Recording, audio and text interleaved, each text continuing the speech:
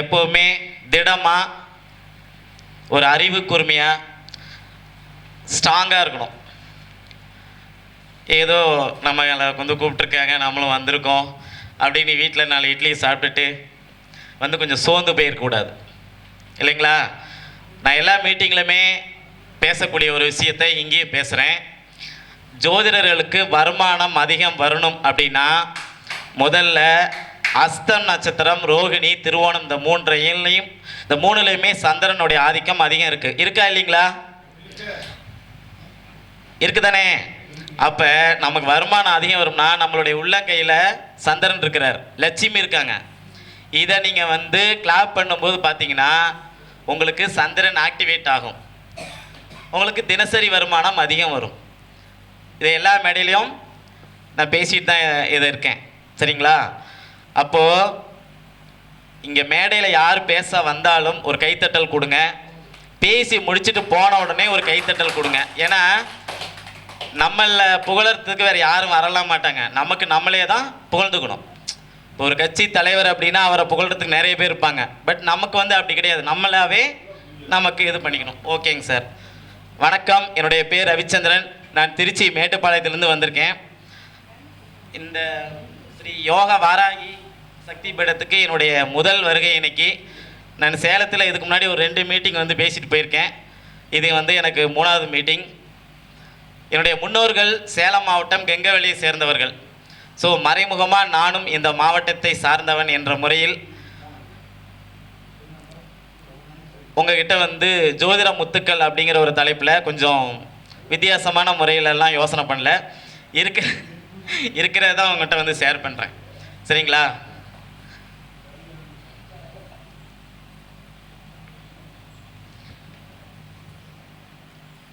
அம்மா அவங்க பேசும்போது சொன்னாங்க, கடனை பற்றி ரொம்ப அழகாக பேசுனாங்க. 6ஆம் பாவம் கடனை பற்றி ரொம்ப அழகாக பேசுனாங்க.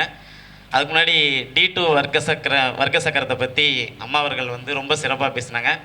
நான் வந்து இது ஆழ்ந்து கவனித்து, இந்தியா சுதந்திரம் அடைஞ்ச அந்த லக்னம் ரிஷப லக்னம், அதில் வந்து குரு வந்து 6ஆம் இடத்துல இருக்கிறாரு அப்படின்னு சொன்னாங்க. அந்த கருத்து மிக அருமையான ஒரு கருத்து, புரியுதுங்களா? சரி, வந்ததுக்கு ஒரு 5 பாயிண்ட்டை சொல்கிறேன். இந்த 5 பாயிண்ட்டுமே ஃபாலோ பண்ணி பாருங்கள், அருமையாக இருக்கும்.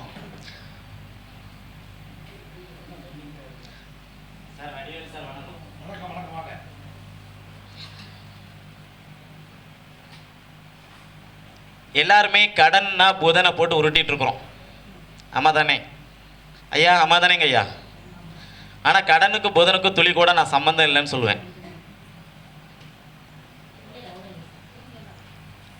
எப்படின்னு நான் சொல்லவா? நல்லா புரிஞ்சுங்க. நமக்கு தினசரி வருமானம் கொடுக்கக்கூடிய கிரகம் எதுங்க? சந்திரன். மாத வருமானம் கொடுக்கக்கூடிய கிரகம் எதுங்க? 3 கிரகம் இருக்கு, சூரியன், சுக்கிரன், சரிங்களா? அதனை எடுத்து குரு. இவங்கெல்லாம் மாத வருமானம் கொடுக்கக்கூடிய கிரகம். அதே மாதிரி வார வருமானம் கொடுக்கக்கூடிய கிரகம்லாம் இருக்குது. நமக்கு இப்போ என்ன தேவையோ அது மட்டும் நம்ம எடுத்துக்கலாம், ஓகேங்களா?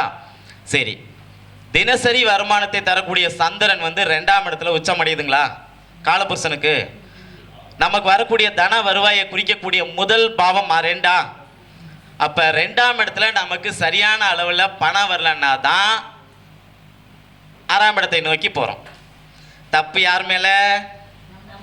நோ, சந்திரன் மேலே அல்லது சுக்கிரன் மேலே. ஏன்னா 2ஆம் இடம் பிரச்சனையானால் தான் நம்ம 6ஆம் இடத்துக்கு போவோம். நமக்கு ஒரு நாளைக்கு 20,000 ரூபா வருமானம் வரும்போது நம்ம ஏன் சார் கடன் வாங்க போகிறோம்? புரிஞ்சுக்குங்க. அப்போ தினசரி வருமானம் குறையும் போது தான் நாம் கடன் அப்படிங்கிற ஒரு விஷயத்துக்குள்ளார இறங்குறோம். 2ஆம் இடம் பாதிப்படையும் போது தான் 6ஆம் இடத்தை நாம் தொடப்போகிறோம். சரி, இன்னொரு விஷயம், நம்ம சார ஜோதிடர் திலகம் எங்கள் சுந்தரராஜன் ஐயா வச்சுட்டு சாரத்தை பற்றி அதிகம் பேசக்கூடாது, நான் கொஞ்சம் சிம்பிளாக பேசிக்கிறேன். 6ஆம் பாவத்தில் கன்னியில் இருக்கக்கூடிய முதல் நட்சத்திரம், அதாவது நட்சத்திரம் வழியாக தான் எல்லா கிரகங்களும் வேலை செய்யுது, புரியுதுங்களா சார்? அதானே உண்மை, ஓகேங்களா? அப்போது 6ஆம் பாவத்தில் இருக்கிற முதல் நட்சத்திரம் உத்திரம் காலபுருஷனுக்கு. அப்போது இந்த 6ஆம் இடத்துல இருக்க உத்திரம்னா என்ன என்ன நம்ம சொல்கிறோம்? சூரியன். சூரியனுக்கு என்னென்ன காரகத்துவம்லாம் சொல்கிறோம்? அப்பா, பூர்வீகம், நமக்கு பிறக்கக்கூடிய குழந்தை, குலதெய்வ வழிபாடு, அரசு வேலை.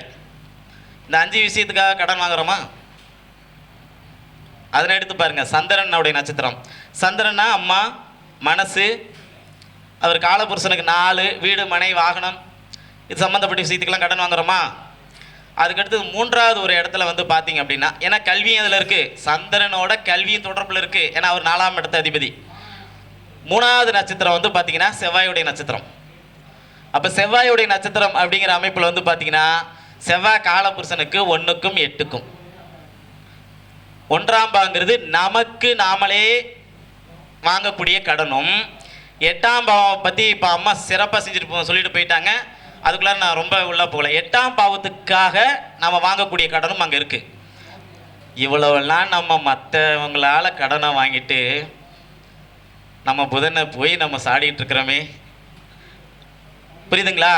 கடனுக்கும் புதனுக்கும் சம்பந்தம் சுத்தமாக இல்லைன்னா சொல்ல முடியாது. கண்டிப்பாக ஒரு 10% இருக்கும். காலபுருஷ தத்துவத்தை உருவாக்கியவர்கள்லாம் சாதாரண மனிதர்கள் அல்ல. ஆனால் புதன் மட்டுமே கடனுக்கான அதிபதினு சொல்ல முடியாது. நல்லா புரிஞ்சுங்க. தமிழ்நாடு அரசாங்கத்தில் ஒரு திட்டம் எடுத்துகிட்டு வராங்கன்னு வைங்க. அந்த திட்டத்தை இப்படி செஞ்சால் இவ்வளோ ஃபண்டு செலவாகும், இவ்வளோ ஃபண்டு மீதி ஆகும்னு முடிவெடுக்கிறது யாருங்க சார்? யாருங்க சார் முடிவு பண்ணுறாங்க? ஒரு அரசாங்கத்தில் ஒரு திட்டத்தை கொண்டு வராங்க. ஃபண்டு இவ்வளோ இதுக்கு செலவாகும், மீதி வந்து இவ்வளோ இருக்கும் அப்படின்னு சொல்லி முடிவு பண்ணுறவங்க எல்லாருமே ஐஏஎஸ் அதிகாரிகள். அந்த ஐஏஎஸ் புதன் தானே. மந்திரிக்கு பின்னாடி இருந்து அவங்க தானே எல்லாத்தையும் சொல்கிறாங்க. அப்போ மந்திரிக்கு பின்னாடி 6ஆம் இடம் அங்கே வேலை செய்யுதுங்களா? ஆனால் அவங்க எல்லாமே இவங்க இல்லை, அது வேறு விஷயம். ஆனால் அவங்க எதுக்கும் முன்னாடி வரமாட்டாங்க. நீங்கள் நல்லா கவனித்து பார்த்தீங்கன்னாவே தெரியும். ஒரு காவல்துறை அவங்க வந்து ஐபிஎஸ், அது வேற பாவம். ஐஏஎஸ் அது 6ஆம் பாவம். 2ஆம் இடம், 6ஆம் இடம், 10ஆம் இடம் 3மே நமக்கு வருமானத்தை தரும். 2ஆம் இடம் நேரடி வருமானத்தையும், 6ஆம் இடம் மறைமுக வருமானத்தையும், 10ஆம் இடங்கிறது தொழில் மூலம் வரக்கூடிய வருமானத்தையும் தரும். இந்த 6ஆம் இடம் வந்து நம்ம வேலைக்கு போய் சம்பாதிக்கிற வருமானத்தையும் சொல்லும். ஸோ 6ஆம் இடத்துல எவ்வளோ நல்ல விஷயங்கள் இருக்கு. ஓகேங்களா? அப்போ 6ஆம் இடத்துல இருக்கிற கிரகங்கள், எந்த கிரகங்கள் இருந்தாலும், சுப கிரகம் இருந்தாலும் சரி, பாவ கிரகம் இருந்தாலும் சரி, ஒரு சில விஷயத்துக்கு நல்லதுன்னா ஒரு சில விஷயத்துக்கு நல்லது அல்லாத ஒரு சூழ்நிலை தான் இருக்கும். ஓகே, எனக்கு கொடுத்துருக்கிற தலைப்பு வந்து பார்த்தீங்கன்னா என்னுடைய ஜோதிடத்தில் என்னுடைய அனுபவ முத்துக்கள். ஓகேங்களா? முதல்ல நம்மக்கிட்ட ஒருத்தங்க ஜாதகம் பார்க்க வராங்க. இந்த அமைதி பட சத்யராஜ் மாதிரி தான் முதல்ல உட்காருவாங்க. இந்த எலெக்ஷன் ரிசல்ட் பண்ணுவாங்க. நாகராஜ சோழன் இத்தனாயிரம் ஓட்டு முன்னிலையில் இருக்கிறார் அப்படிம்பாங்க. அந்த மாதிரி தான் உட்காந்துருப்பாங்க. ஃபஸ்ட்டு நீங்கள் ஒரு விஷயத்தை தெளிவாக அவங்ககிட்ட சொல்லிடணும். இன்றைக்கி நிறைய விஷயம் இருக்குது. ஜாமக்கோல் பிரச்சனை இருக்குது, வெற்றிலை பிரச்சனை இருக்குது, இன்னும் நிறைய விஷயங்கள்லாம் இருக்குது. உங்களுக்கு எது பிடிக்குமோ, எது உங்களுக்கு அழகாக வருதோ, எது உங்களுக்கு கட்டிய பசுமாடு போல வருதோ அந்த வித்தையை முதல்ல எடுங்க. ஜாமக்கோல் எடுங்க, தாம்பூல பிரசனம் எடுங்க. இதில் தாம்பூல பிரசனத்தை பற்றி நம்ம ரோஸ்லின் அக்கா தான் எனக்கு சொல்லி கொடுத்தாங்க. அவங்க இன்னும் கொஞ்சம் நேரத்தில் வருவாங்க. அதனால் அதை நான் லைட்டாக மட்டும் சொல்கிறேன். வெத்தலை, அதாவது தாம்பூலங்கிறது வெத்தலை. அந்த வெத்தலை வந்து நிறைய வாங்கிட்டு வர சொல்லணும். குறைந்தபட்சம் 12ஆவது இருக்கணும். அதில் எந்த வெத்தலை டேமேஜோ அந்த வெத்தலை ஃபஸ்ட்டு வெளியில் எடுங்க எண்ணும்போது. இப்போ 4ஆவது வெத்தலை டேமேஜ்னா 4ஆவது வெத்தலையை வெளியே எடுத்திங்கன்னா 4ஆம் பாவம் சம்மந்தப்பட்ட பிரச்சனையை கேட்க வந்திருக்கீங்கன்னு சொல்லுங்கள். நாகராஜ சோழன் 10,000 வாக்குகள் வித்தியாசத்தில் முன்னிலையில் பெற்றிருக்கிறார் அப்படிங்கும்போது சத்யராஜ் சார் 1 இன்ச்சு பின்னாடி உட்காருவார்.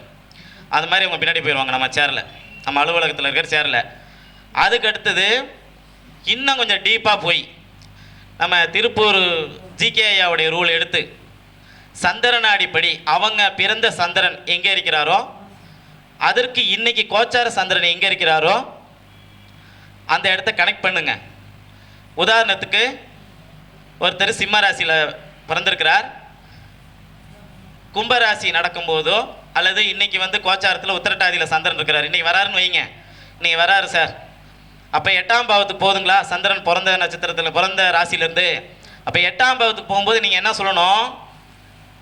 எடுத்த உடனே கண்டம், விபத்து எப்படிலாம் சொல்லக்கூடாது. எப்படி சொல்லணும்னா, திடீர் அதிர்ஷ்டம் உங்களுக்கு கிடைக்கும், திடீர் தனவரவு கிடைக்கும், தூரத்திலிருந்து ஒரு நல்ல செய்தி வரும் அப்படின்னு சொல்லிட்டு கடைசியாக ஒரு சின்ன சின்ன விபத்தெல்லாம் நடக்கும், இதை பற்றி கேள்வி உங்கள்கிட்ட இருக்குன்னு சொன்னீங்கன்னா போதும். முதல்ல ஒரு மனிதரை வந்து நம்ம எப்படி அப்ரோச் பண்ணணும் அப்படிங்கிறது அது ஒரு மிகப்பெரிய கலை. புரியுதுங்களா? ஒரு முறை அண்ணா வந்து எலெக்ஷன் பரப்புரைக்காக வராரு, தேர்தல் பரப்புரைக்காக. ரொம்ப லேட் ஆயிடுச்சு. ஆனால் தேர்தல் ஆணையத்தினுடைய விதிமுறைப்படி அவர் எதுவும் பேசக்கூடாது. ஆனால் 2 வார்த்தையாவது பேசணுமே அப்படிங்கிறதுக்காக அவர் வந்து என்ன சொன்னார்? மாதமோ சித்திரை, மணியோ பத்தரை, உங்களை தழுவுவதோ நித்திரை, தவறாமல் எடுங்கள் எங்களுக்கு முத்திரைன்னு சொல்லிட்டு போயிட்டார். ஸோ அந்த வாய் சாமர்த்தியம், அந்த வாக்கு சாதுரியம், இது நமக்கு எல்லாருக்கும் வேணும். புரியுதுங்களா? இது 2வது பாயிண்ட். 3வது பாயிண்ட் வந்து பார்த்தீங்க அப்படின்னா, ஒவ்வொரு பாவத்துக்கும் தீர்வு கொடுக்கக்கூடிய பாவம்னு இருக்குது. இங்கே இருக்கிற எல்லாருமே மிகப்பெரிய ஜோதிடர்கள், என்னை விட. நான் சாதாரண சின்ன பையன். ரவி சார் உண்மைதானே? என்னையாப்பா வம்புக்களுக்கிற. சரி, வடிவேல் சார் உண்மைதானே? இங்கே இருக்கிற எல்லாரையும் விட நான் சின்ன பையன்தான். ஓகேங்களா? அப்போ இந்த 3வது ஒரு விஷயத்தில் வந்து என்ன நீங்கள் கவனிக்கணும் அப்படின்னு பார்த்தீங்கன்னா, என்ன திசை நடக்குதுன்னு ஃபஸ்ட்டு எடுக்கணும். அதற்கு பெயர் திசை கிடையாது, தசை. என்ன தசை நடக்குதுன்னு எடுக்கணும். சரிங்க சார், ஒருத்தருக்கு குரு தசை நடக்குது, லக்னத்தை நீங்கள் அப்புறமேல் பார்த்துக்கலாம். இந்த குரு தசை எப்படி சார் வேலை செய்யும்? சிம்பிளாக ஒரு டிப்ஸ் தரேங்க சார். நீங்கள் ரொம்ப எல்லாம் போட்டு மூளையை கசக்கலாம் வேணாம், ரொம்ப சிம்பிள். குரு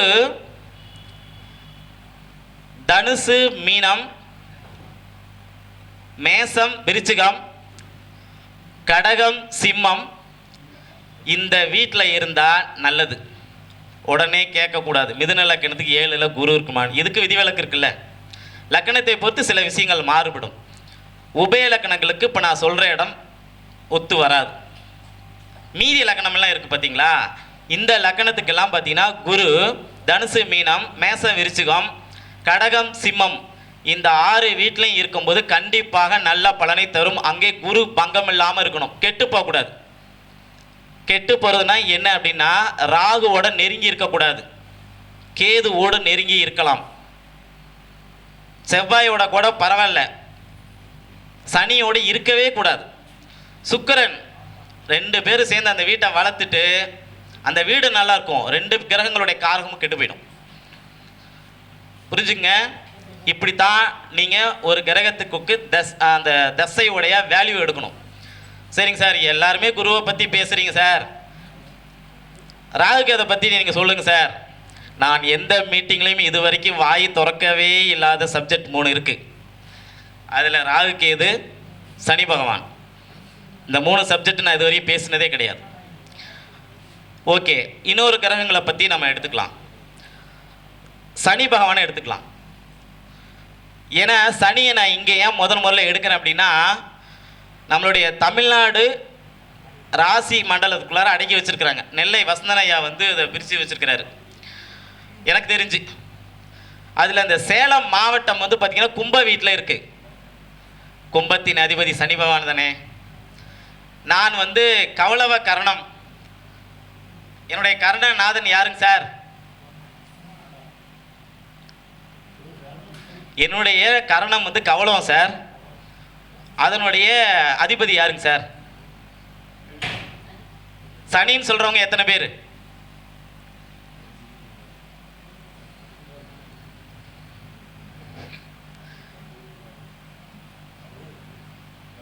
சனி தான் சார். கௌளவன் கரணத்துக்கு அதிபதி சனி தான். ஓகேங்களா?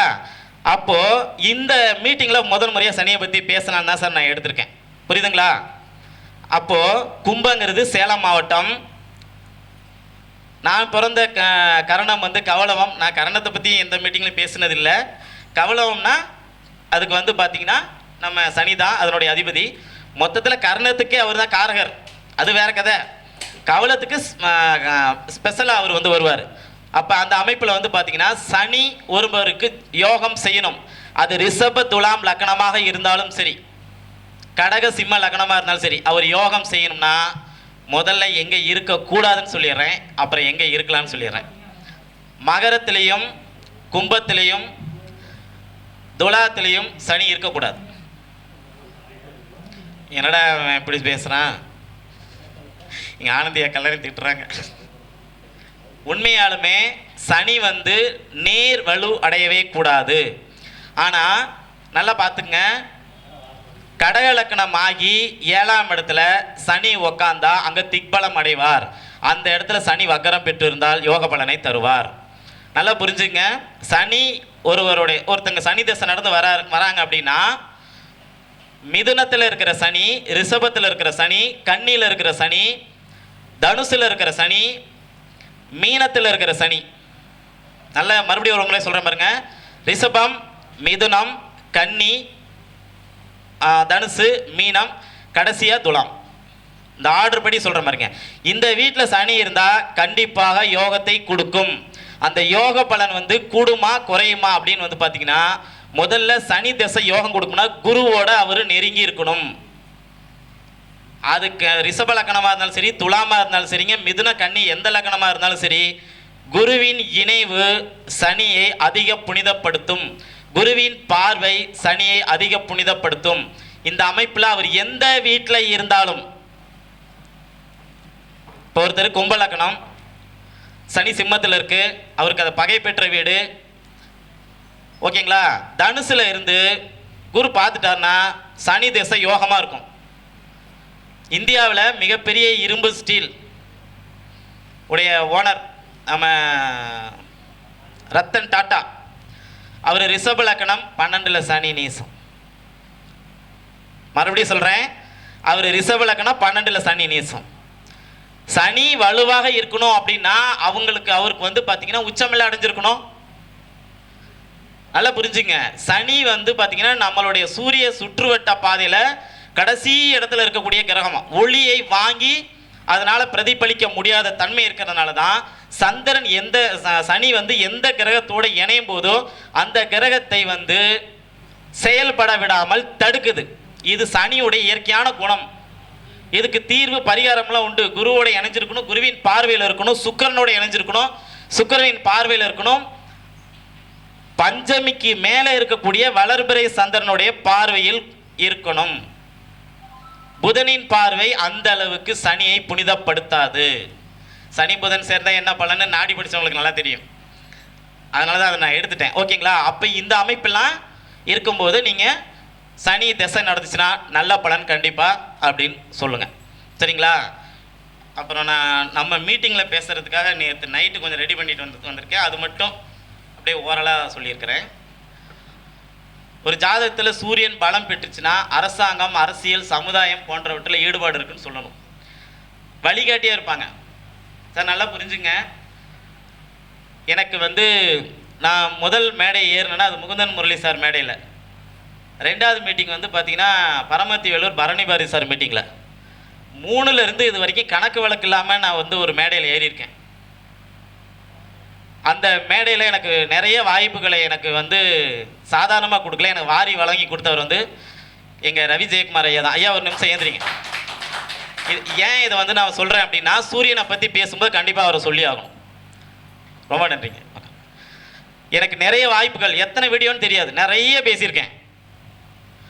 அப்போ இங்கே ஏன் நான் இதை எழுதும் போதே நினச்சேன், ரவிக்குமார் சார் இந்த இடத்துல நம்ம கூப்பிட்டு சொல்லணும் அப்படின்னு. வழிகாட்டி நிறைய வீடியோ வந்து அவருடைய சேனலில் வந்து நம்ம வந்து பேசியிருக்கோம். தலைமை பண்பு, சூரியன் வந்து சூரியனுடைய நட்சத்திரத்தில் கிரகம் இருந்தால் இந்த பலன்லாம் நீங்கள் அப்படியே எடுத்துடணும், புரியுதுங்களா. சூரியனுடைய நட்சத்திரத்தில் கிரகம் இருந்தால் கண்டிப்பாக ஒரு நாளைக்கு புகழ் இருக்கும், ஒரு நாளைக்கு வெற்றி இருக்கும். அதற்கு காரணம் எங்கள் சூரியன் சுந்தரராஜன் ஐயாவே. அவர் ஒரு மிகப்பெரிய சாம்ராஜ்யம், ஆனால் அமைதியாக இருப்பார். எனக்கு ரொம்ப பிடிச்சதே அவர்கிட்ட அதுதான். அதனை எடுத்து பார்த்தீங்கன்னா சந்திரனுடைய நட்சத்திரத்தில் கிரகம் இருந்துச்சுன்னா திசை நடத்துது. இப்போ சந்திரனுடைய நட்சத்திரத்தில் ஒரு குரு பகவானோ ஒரு வேறு ஏதோ ஒரு கிரகம் இருந்து திசை நடத்துதுன்னு வச்சுக்கோங்களேன். அப்போ வந்து என்ன மாதிரி பலன் நடக்கும் அப்படின்னு சொல்லி பார்த்தீங்கன்னா, வீடு வாங்கலாம், மனை வாங்கலாம், வாகனம், கல்வி, தாய் உறவுகளால் ஆதாயம் அடையும். இதில் பிரச்சனையும் வரும். தினசரி வருமானம் அதிகம் இருக்கும். எப்போ சந்திரனுடைய நட்சத்திரத்தில் நின்று கிரகங்கள் திசை நடத்தும் போது, மன்னிக்கணும், தசை. அதுக்கப்புறம் செவ்வாயுடைய நட்சத்திரத்தில் கிரகங்கள் வந்து நின்று தன்னுடைய திசையை நடத்தும் போது விவசாயத்தில் லாபம் வரும். மருத்துவம், இராணுவம், இன்ஜினியரிங் இதனை சார்ந்த துறையில் நம்ம கொண்டு போய் இழுத்து விட்டுரும் யூனிஃபார்ம் சர்வீஸில். சரிங்களா? கடின வேலை, மண், ரியல் எஸ்டேட்டில் நமக்கு வந்து வருமானத்தை கொடுக்கும். இதை சார்ந்த அமைப்பில் நம்மளை கொண்டு போய் விட்டுரும் அப்படின்னு சொல்லலாம். புதனுடைய நட்சத்திரத்தில் கிரகங்கள் இருந்தால் மீடியாவில் புகழ் இருக்குது. ஏன்னா முன்னாடியெல்லாம் புதனை எடுத்துனே தாய்மாமன் சொன்னாங்க, காளிமணின்னு அப்புறம் கொஞ்சம் காலம் கழிச்சு சொன்னாங்க. இப்போ புதன் தான் மீடியா. அப்போ மீடியாவில் புகழ் இருக்கும். எழுத்து, கதை, கட்டுரை, அந்த காளிமனை, மாமன் சொத்து வந்து கிடைக்கும். கண்டிப்பாக காதல் வரும். கணக்கு படிப்பு படிப்பாங்க. நிறைய விஷயம் வந்து பார்த்திங்கன்னா டிஸ்கண்டினியூ பண்ணிடுவாங்க. இது புதன் வந்து கெட்டு போகும்போது இது நடக்கும். வாழ்க்கையில் கண்டிப்பாக வெற்றி கிடைக்கும். ஜோதிடத்துலேயும் அவங்களுக்கு ஒரு நல்ல ஒரு பெயர் இருக்கும். மிக முக்கியமாக ஒரு அந்தஸ்துக்கு அவங்க வந்துடுவாங்க ஜோதிடத்துறையில். அதுக்கப்புறம் பார்த்தீங்கன்னா குருவுடைய நட்சத்திரத்தில் கிரகம் இருந்தால் முதல்ல பணம் கிடைக்கும், ரெண்டாவது கௌரவம் கிடைக்கும். புரியுதுங்களா? வீடு கட்டக்கூடிய யோகமும் உண்டு. குழந்தை வந்து பிறக்கும். முன்னோர்களுடைய ஆசீர்வாதம் இருக்கும். குலதெய்வத்தினுடைய ஆசீர்வாதம் இருக்கும். சரிங்களா? இந்த மாதிரி நிறைய விஷயங்கள் வந்து குருவுடைய நட்சத்திரத்தில் கிரகங்கள் இருக்கும்போது நடக்கும். அதுக்கடுத்து சுக்கிரனுடைய நட்சத்திரத்தில் கிரகங்கள் எடுத்து திசை நடத்தும் போது பார்த்தீங்கன்னா கண்டிப்பாக திருமணத்தை தான் ஃபஸ்ட்டு தருவார். வயதுக்கு தகுந்தவர் போல திருமணத்தை தருவார். 7 வயசு பையனுக்கு சுக்கிர தசை நடக்கும்போது அவன் திருமணத்துக்கு போக தான் முடியும், தவிர திருமணம் செய்ய முடியாது. தாம்பத்தியத்தை தருவார். ஆடம்பரமான வாழ்க்கையை தருவார். வாகனத்தை தருவார். லக்ஸுரி வாகனத்தை வந்து தருவார். சுப கடனை கொடுத்து வாழ்க்கையில் உயர்ந்த இடத்துக்கு கொண்டு வருவார். வட்டி இல்லாத கடனை தருவார். அது என்ன சார் வட்டி இல்லாத கடனை? யார் சார் தரேங்கிறாங்க? இன்றைக்கி ஒரு திருமணத்துக்கு போய் இன்றைக்கி ஒரு 500 ரூபா நம்ம வந்து ப்ரெசென்ட் பண்ணிட்டு வரோம். ஒரு 4-5 வருஷம் கழிச்சு நம்ம வீட்டில் ஒரு ஃபங்க்ஷன்னா அதே 500 திருப்பி வருதுங்களா? அதான் சார் வட்டி இல்லாத கடன். அதுக்கு சுக்கிரன் தான் காரகம். ஓகே. அதுக்கப்புறம் சனியுடைய நட்சத்திரத்தில் கிரகம் இருந்தால் முதல்ல பொதுஜன தொடர்பு, ரெண்டாவது தொழில் வந்து கண்டிப்பாக அவங்களுக்கு அமையும். அதில் ஏற்றத்தாழ்வு இருந்தாலும் கண்டிப்பாக தொழிலில் அவங்க ஒரு மேன்மையான ஒரு இடத்துக்கு போவாங்க. வாடிக்கையாளரோட தொடர்பு இருந்துக்கிட்டே இருப்பாங்க. லாபம் கொடுப்பாங்க. உள்ளாட்சி பிரதிநிதிகள் பூரா சனி தான் சார். நீங்கள் மாநகராட்சி மேயரில் ஆரம்பித்து கிராம பஞ்சாயத்து தலைவர், வார்டு பிரசிடெண்ட்டு, நீங்கள் எல்லா மக்கள் பிரதிநிதி எல்லாருமே சனி பகவான் தான். ஏன்னா அவங்க தான் மக்களோட நேரடி தொடர்பில் இருக்கக்கூடிய ஒரு கிரகம். அதற்கும் சனி நான் முன்னாடி என்ன அமைப்பில் இருந்தால் யோகம் கொடுக்கணும்னு சொல்லியிருக்கேன், அந்த அமைப்பில் இருக்கணும். அதுக்கப்புறம் பார்த்தீங்கன்னா ராகுவுடைய நட்சத்திரத்தில் கிரகம் இருந்தால் வேற்று சமுதாய மக்களால் நமக்கு ஆதாயம் இருக்கும். சொந்த சமுதாய மக்களால் ஆதாயம் இருக்காது. மதம் தொடர்பான விஷயத்தில் மதம் வந்து மாறி இருப்பாங்க. பெரிய ஆசைகள் இருக்கும். மீடியாவில் பெருசாக சாதனை செய்யணும்னு அப்படிங்கிற ஒரு எண்ணம் இருக்கும். லாட்ரி வாங்குறோம் அப்படிங்கிற சொல்லி ஒரு சிந்தனை அவங்க மனசுக்குள்ளார ஓடிட்டு இருக்கும். மெயின் ரோடுக்கு பக்கத்தில் அவங்களுடைய லேண்ட்ஸ் எல்லாமே இருக்கும். புரியுதுங்களா? இவங்க தாத்தா வந்து கண்டிப்பாக ஒரு மிக புகழ்பெற்ற ஒரு மனிதராக இருப்பார். இந்த ராகு நல்ல நிலையில் இருக்கும்போது மட்டும் நான் சொல்கிற வார்த்தை. அதனை எடுத்து பார்த்தீங்கன்னா நீளமான சொத்து இருக்கும். ஓகேங்களா? இப்போ ஒருத்தருக்கு வந்து பார்த்தீங்கன்னா மெயின் ரோட்டில் இருந்துட்டு ஒரு ஒரு 50 அடிக்கு தான் முன்னாடி முகப்பு இருக்கும். உள்ளே அது பாட்டாக நீண்டு போகும். ஆனால் அந்த ராகு இருக்கிற ராகுடைய நட்சத்திரத்தில் கிரகங்கள் இருந்தால் அவங்களுக்கு மெயின் ரோட்லேயே 1 கிலோமீட்டர் நீளத்துக்கு இருக்கும். எப்போ இந்த இந்த இடத்துல என் இடம் தான்ப்பா, அந்த இடத்துல என் இடம் தான்ப்பா, அப்படியே வரிசையாக அது பாட்டாக போயிட்டுருக்கும். இது வந்து ராகுடைய நட்சத்திரத்தில் இருந்தது. ரெண்டாவது, நூதனமான முறையில் பணம் சம்பாதிக்கக்கூடிய அத்தனை வித்தைகளும் தெரிந்தவர் நம்ம ராகு. ஸோ இது மட்டும் சொல்லக்கூடிய விஷயங்கள்னால இதை நம்ம வந்து மேடையில் சொல்கிறோம். அதனடுத்து கேதுவுடைய நட்சத்திரத்தில் கிரகம் இருந்தால், ஃபஸ்ட்டு கேதுனாவே ஆன்மீகம் சார். எதுக்குமே ஆசைப்படாத ஒரு குணம். சின்னத்திரை போதும் அப்படின்னு சொல்லக்கூடிய ஒரு மனம். எதிலும் திருப்தி அடையணும். பூஜை ஜாமான்கள் சேல்ஸ் பண்ணுறது. பாட்டி வந்து பாட்டிக்கிட்ட நிறைய கையிருப்பு இருக்குன்னு அர்த்தம். கிறிஸ்துவ மதத்தோட தொடர்பு இருக்கிறவங்களா இருப்பாங்க. ஆன்மீக வழிபாடுகள், குருமார்கள், சித்தர், ஜீவசமாதி இதெல்லாமே பார்த்தீங்கன்னா அந்த கேதுவுடைய அமைப்பில் நமக்கு ஒரு நல்ல நிலைமையை வந்து கொடுப்பாங்க. கேதுவுடைய நட்சத்திரத்தில் இருக்கக்கூடிய கிரகங்கள் இப்படித்தான் இயங்குது. லக்னத்தோடவும் லக்ன அதிபதியோடையும் 3ஆம் அதிபதி தொடர்பு கொண்டா கண்டிப்பாக மீடியாவில் அவங்களுக்கு புகழ் இருக்கும். நல்லா பார்த்துங்க. இது வந்து ஒரு நல்ல ஒரு அருமையான ஒரு விதி. ஐடி கார்டு சும்மா மாற்றிக்கிட்டே இருப்பாங்க. இந்த 3ஆம் அதிபதியோட லக்னாதிபதி தொடர்பு கொண்டா ஆதார் கார்டெல்லாம் பிடிச்சாங்கன்னா இவங்க கொடுக்குற அட்ரஸில் ஆதார் கார்டு வரவே வராது. இவங்க ஒன்று கொடுத்தாங்கன்னா அது ஒன்று வரும். அடிக்கடி மாறிக்கிட்டே இருப்பாங்க. மைக் செட் மாற்றுறது, நம்ம இந்த ஒளிபெருக்கி வந்து சரியாக இல்லை அப்படின்னு சொல்லி மாற்றுறது, இதெல்லாமே அவங்களுக்கு நடந்துகிட்ருக்கும். 4ஆம் அதிபதி 3லேயோ 3ஆம் அதிபதி 4லேயோ இருந்தால் வீடு பள்ளி இதெல்லாம் அடிக்கடி மாறிக்கிட்டே இருப்பாங்க. வீடு மாற்றிக்கிட்டே போவாங்க, ஸ்கூல் மாற்றுவாங்க, மனசு மாறிக்கிட்டே இருக்கும். எங்கே சார் 4ஆம் அதிபதி 3க்கோ 3ஆம் அதிபதி 4க்கோ வந்தால் அவங்களுக்கு வந்து மனமாற்றம் இருக்கும், வீடு மாற்றம், இடமாற்றம் இதெல்லாமே இருக்கும் அப்படின்னு சொல்லுவாங்க. சரி, இறுதியாக ஒரு விஷயம் சொல்கிறேன். இது ஏற்கனவே நான் ஒரு மீட்டிங்கில் பேசியிருக்கேன், இங்கேயும் அந்த விஷயத்தை வந்து பதிவு பண்ணுறேன். காற்று ராசின்னு சொல்லக்கூடிய ராசி வந்து மிதுனம், துலாம், அதனை எடுத்து கும்பம். ஆமாம் தானேங்க சார்? இந்த 3 ராசியை மட்டும் ஏன் சார் காற்று ராசின்னு வச்சுருக்காங்க? வேறு ராசியை வச்சுருக்கலாம் இல்லைங்களா? சரி, நான் அதுக்கே பதில் சொல்கிறேன் பாருங்கள். நம்ம வீட்டில் ஓடுற ஃபேனு காற்று கொடுக்குது இல்லைங்களா? அதுக்கு ஒரு ரகசியம் இருக்குது சார். ஏன்னா அந்த ஃபேனு ஓடும்போது இருந்து நான் கவனிச்சுட்டு இருக்கிறேன், அதனால் நிறுத்தும் போது அதுக்கான வேலை தெரியும். நம்ம இந்த காற்றாலையெல்லாம் பார்த்தீங்கன்னா இது வச்சுருப்பாங்க விண்டு. அதில் வந்து பார்த்தீங்கன்னா ரெக்கை 3 தான் இருக்கும். இந்த 3 தான் சார் அவ்வளோ வேலையும் செய்யுது. வீட்டில் ஃபேனும் 3 தானே இருக்குது, சரிங்களா? திருவாதிரையும் 3ஆம் இடத்துல, காலபுருஷனுக்கு 3ஆம் இடத்துல முழு நட்சத்திரமாக இருக்குங்களா? சின்னதாக இருந்துட்டு நிறைய காற்றை உற்பத்தி பண்ணுதுங்களா ஃபேனு? துலாமில் வந்து சுவாதி இருக்கா? கும்பத்தில் சதயம் இருக்குங்களா? இது 3மே இந்த அடிப்படையில் இருக்கலாம் அப்படின்னு என்னுடைய வியூகம். இது யாரும் சொல்லலை, நான் மட்டும்தான் மேடையில் சொல்கிறேன். அதே மாதிரி காமத்திரிகோணம் சொல்லி இந்த மிதுனம், நம்ம துலாம், நம்ம கும்பத்தை வச்சதுக்கு காரணம் கூட இந்த நட்சத்திரம் தான். அதனை எடுத்து தான் அங்கே சுக்கிரனுடைய வீடு வர்றதுனால. அப்போ ஒரு போகக்காரன் இல்லைங்களா ராகு, அவர் வேலையை செய்வார் தானே. அதனால தான் மிதுனத்தில் முதல் முழு, அதில் பாருங்கள் முழு நட்சத்திரம். இதில் 3லுமே ராகு கேது மட்டும் சார் கொஞ்சம் வித்தியாசமான கிரகம். இந்த கிரகங்கள் எல்லாமே முழு நட்சத்திரமாகவே தான் இருக்கும் எந்த ஒரு வீட்லேயும். நீங்கள் வந்து அஸ்வினி மகம் மூலம் எடுத்தாலும் முழுசு தான், திருவாதிரை சுவாதி சதயம் எடுத்தாலும் முழுசாக தான் இருக்கும். மீதி சூரிய சந்திரர்களுடைய நட்சத்திரத்தில் சூரியன் வந்து நவகிரக நாயகன் சொன்னாலுமே கூட அவருக்கே உடைப்பட்ட நட்சத்திரங்கள் தான் இருக்குது, சரிங்களா? அதில் வந்து இதில் ராகு கேது வந்து கொஞ்சம் ஒரு வித்தியாசமான கிரகம். ஸோ ராகு கேதை பற்றி நீங்கள், அதான் என்னுடைய அனுபவத்தை இங்கே நான் சொல்லி என்னுடைய உரையை முடிச்சுக்கிறேன். நான் வந்து இந்த துறைக்கு வந்து கிட்டத்தட்ட 30 வருஷம் ஆக போகுது. தொழில்முறை ஜோதிடர் ஆகிய 27 வருஷம் ஆயிடுச்சு. இந்த ராகு கேதை பற்றி எனக்கு கண்டுபிடிக்கிறது ஒரு 10 வருஷம் ஆயிடுச்சுங்க சார். நான் உண்மையை சொல்கிறேன்.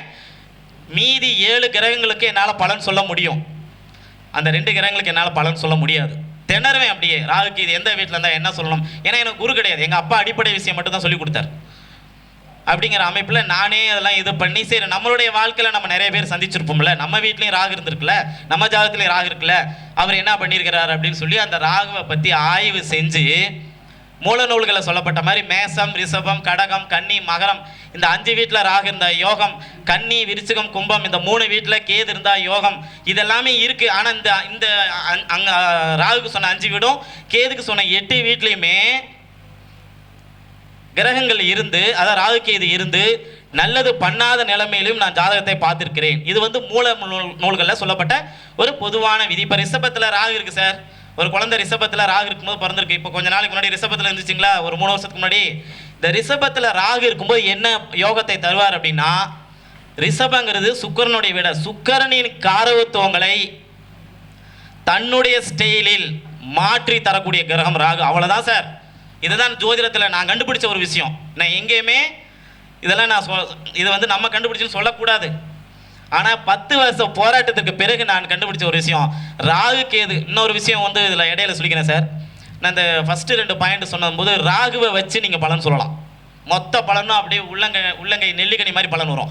அதே மாதிரி கேதுவை வச்சு சொல்லலாம். ஏதாவது ஒரு முறை தான் நம்ம வந்து யூஸ் பண்ண முடியும், சரிங்களா? ஒரு ஹோட்டலில் எல்லா டிஃபன் இருந்தாலும் நமக்கு பிடிச்சது இட்லி, தோசை, பூரி, பொங்கல். இந்த 4ல் எதையாச்சும் 2 தான் நம்ம சாப்பிட போகிறோம், அல்லது 1 தான் சாப்பிட போகிறோம். எல்லாத்தையும் நம்மளால் சாப்பிட முடியாது.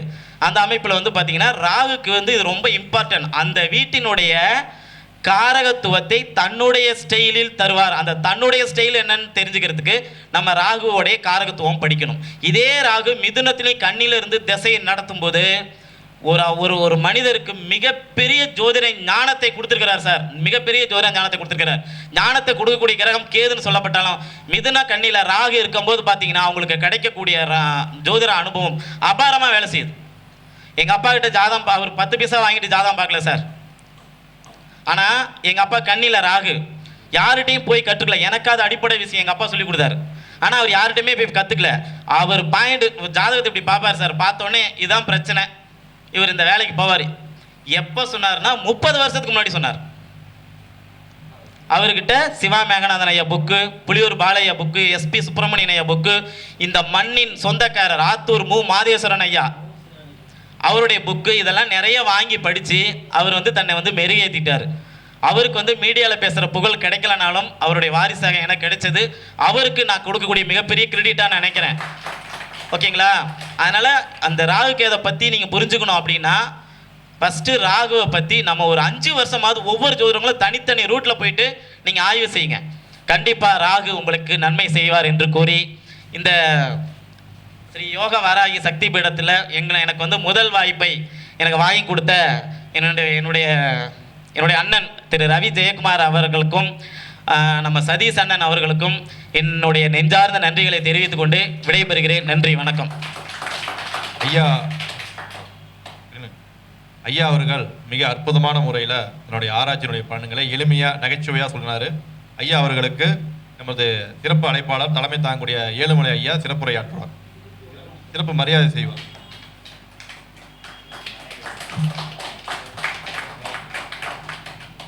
அனுபவமாக சொல்லியிருக்காரு. இன்னும் ஒன்று பார்த்தீங்கன்னா, இவர் வந்த இடமும் ஒரு ஜோதிடம்.